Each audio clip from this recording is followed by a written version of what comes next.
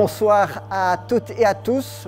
Le dernier cours sera consacré à la justice restauratrice. Je crois que pour peut-être saisir l'importance et l'enjeu, je dirais potentiel, parce que je vais employer cette expression-là, de la justice restauratrice, il faut peut-être d'abord déconstruire et voir exactement ce qui aujourd'hui est encore toujours et malheureusement la peine de référence, c'est-à-dire l'emprisonnement.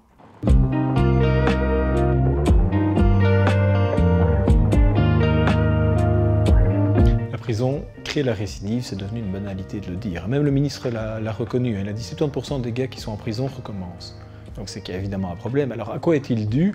À mon avis, il y a de multiples explications. D'abord, les conditions de détention dans certaines prisons sont atroces. C'est vraiment de la sous-vie, ce qui ne peut qu'alimenter la colère des gars. Il y a aussi le fait qu'on met dans un lieu fermé toute une population problématique.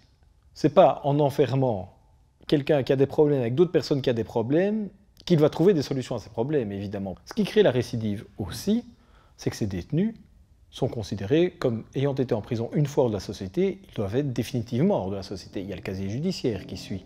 Il y a les employeurs qui voient les trous dans les CV et qui sont un peu hésitants à prendre un ancien détenu. Il y a tous les services sociaux qui sont débordés dehors, qui ne sont pas assez costauds, qui ne savent pas prendre cette population fragilisée pour tenter de la réinsérer. Les agents pénitentiaires qui sont dans mes cours, donc, qui me disent, quand je leur pose la question, combien de personnes avaient leur place en prison, ont leur place en prison aujourd'hui, puisqu'ils ont été travailler le matin, ils me répondent de façon invariable, 50%. Ce sont des gens simplement de bon sens, des gens qui ont les pieds sur terre, mais qui sont aux côtés des détenus et qui les connaissent, ou qui apprennent en tout cas à les connaître. Le temps est long en prison. Et ces gens-là me disent, mais pour 50% fait du mauvais travail, ils n'ont pas leur place. C'est du temps perdu, mais même, c'est pire, c'est du temps contre-productif.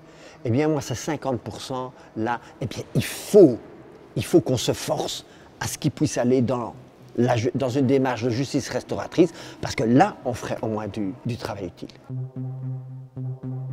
La justice restauratrice, c'est vraiment une approche différente de l'approche que je vais qualifier classique du droit pénal. C'est un peu punir quelqu'un pour l'infraction qu'il a commise. Il a fait un mal, eh bien, on lui inflige un mal, une peine d'emprisonnement, une peine d'amende. Alors, on se rend compte qu'évidemment, punir ne permet pas toujours d'avancer. Et donc, la justice restauratrice va travailler à partir des moyens, des capacités positives de la personne pour quelque part progresser. Et donc on a vu les lignes du temps, donc on a rebobiné le film de tout ce qu'il y avait avant vos faits, tout le contexte qui était lié à vos faits. Hein. On a vu qu'il y avait beaucoup de choses, vous n'étiez pas levé le matin en disant ce soir je vais aller commettre un fait, infraction. Arpège Prélude, c'est une formation de 50 heures qui est donnée dans un cadre judiciaire et qui amène la personne à travailler sur le délit qu'elle a commis. Donc toutes les personnes qui sont en formation sont là parce qu'elles ont effectué un délit dans lequel il y a une victime qui a été occasionnée.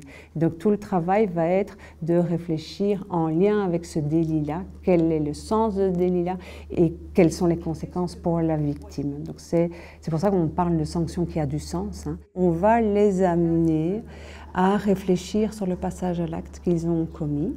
Donc c'est vraiment un travail de réflexion, de responsabilisation, on va dire, où on va prendre le temps d'entendre et de mettre au travail la personne justiciable. Vous avez, vous, le sentiment d'avoir toujours le choix? Ah, quand même. Ouais. Toi, oui? Je pense. Ok. Ouais, on a toujours le choix. Ok. Ouais, et donc vous sentez que dans toute situation, vous arrivez à vous préserver cet espace-là, même s'il est tout petit, hein, de dire j'y vais pas. Cette formation-ci, c'est une formation qui est décidée comme une mesure alternative à l'enfermement. Les personnes, généralement, arrivent vraiment dans la contrainte. Alors, ils ont bien reçu le message de leur assistant de justice ou du juge qui dit mais en fait, c'est une sanction, c'est une mesure de faveur. Hein. Souvent, la formation prélude est considérée comme une mesure de faveur parce que, par rapport à une mesure d'incarcération. Et en même temps, pour eux, ce n'est pas du tout leur vécu parce que ça va être assez contraignant, en fait, pour eux. Hein. Généralement, c'est une formation qui se donne en horaire décalé. Donc c'est après le travail, c'est le week-end, ça se rajoute à tous leurs engagements et ils doivent venir 13, 14 fois pour faire ces 50 heures en groupe. Ils doivent s'exposer, ils doivent accepter finalement d'aborder des thèmes qui ne sont pas toujours OK d'aborder, ou en tout cas qui ne sont pas faciles à aborder. Hein. On va parler de conflits, on parle d'émotions, on parle de leur contexte de vie. Et tout ça, c'est vraiment un travail compliqué. Souvent, on s'en rend peu compte de ce que ça implique pour eux. Et donc, ce qu'on va faire, c'est on va un peu essayer de décrypter. On a parlé beaucoup des émotions, on a parlé beaucoup des besoins, hein, et on va essayer de décrypter un peu comment ça se passe à l'intérieur de nous. Si à un moment, on en est là, et qu'à ce moment-là, il y a quelqu'un qui nous brûle une priorité de droite, peut-être qu'à ce moment-là, on n'est plus du tout en mesure, comme tu disais Loïc, de se dire « qu'est-ce que je fais ?» À ce moment-là, juste, bam, ça déborde. Et donc, soit ça explose, il peut y avoir différentes façons de déborder, mais ce qui se passe, c'est qu'à ce moment-là, tout ce qui est là-dedans va inonder l'autre. Hein? Il va un peu prendre pour tout ce qu'on a accumulé. Ce genre de mesures alternatives ne désinsère pas la personne, donc elle reste dans la société. Et le fait de permettre ça permet déjà de maintenir des liens. Et donc nous, on va travailler ces différents liens aussi. Hein. Le lien de la personne par rapport à la justice. Hein. Souvent, les personnes arrivent avec un vécu d'injustice vraiment important. Et donc on va essayer de prendre le temps d'écouter ça, d'en tenir compte. Et en travaillant ce lien avec la justice, l'objectif, c'est aussi de travailler de manière plus globale le lien à la société, de maintenir vraiment le fait que la personne, elle a sa place dans la société.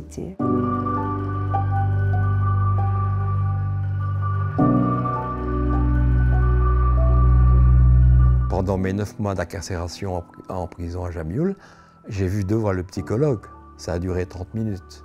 Il y a un psychiatre pour 400 détenus.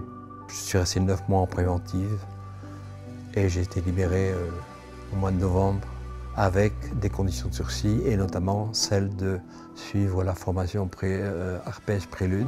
La peine de prison, on ne sait rien faire de plus que d'être soumis, tandis que dans la formation arpège prélude, on peut intervenir, on peut, si on le veut, expliquer son cas par rapport à la prison.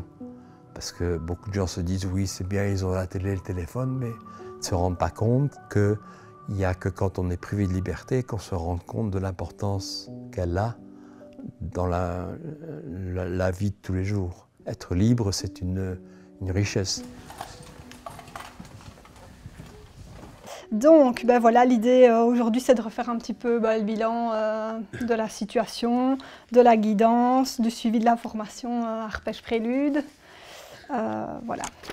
Dites-moi un petit peu. C'est plus une prise de conscience, on va dire. C'est plus une prise de conscience. Ils nous apprennent pas réellement de choses qu'on ne sait pas. Ce qu'ils nous disent, on le sait. Mais seulement, c'est les remettre en place et dans un ordre logique. Et ça, c'est intéressant. C'est parler des conséquences, en fait.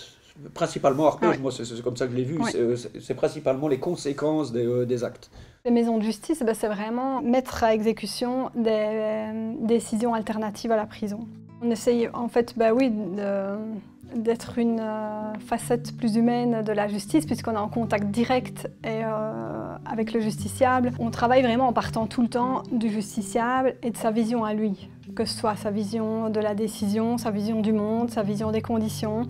Donc, soit la personne doit mettre en place une peine de travail, ça peut aussi être une mesure probatoire ou de manière alternative à la prison, la personne a des conditions à respecter. On va rencontrer la personne régulièrement pour lui expliquer en quoi consistent les conditions et vérifier qu'elles sont effectivement mises en place tout en rendant des comptes à notre autorité mandante. On peut avoir également prévu le suivi d'une formation telle que arpège prélude, praxis pour les violences intrafamiliales ou triangle pour les auteurs d'infractions à caractère sexuel.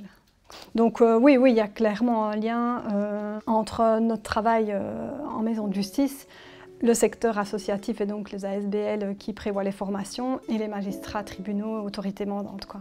La question des moyens, c'est à un moment donné une volonté politique. Quand on pense qu'un détenu coûte 55 000 € par an, donc une place en prison, un détenu, 55 000 €. Si on peut consacrer 55 000 € pour engager un assistant de justice, dégager certains moyens, il y a plus qu'un salaire d'un assistant de justice avec les 55 000 €. Vous imaginez le travail qu'on peut faire?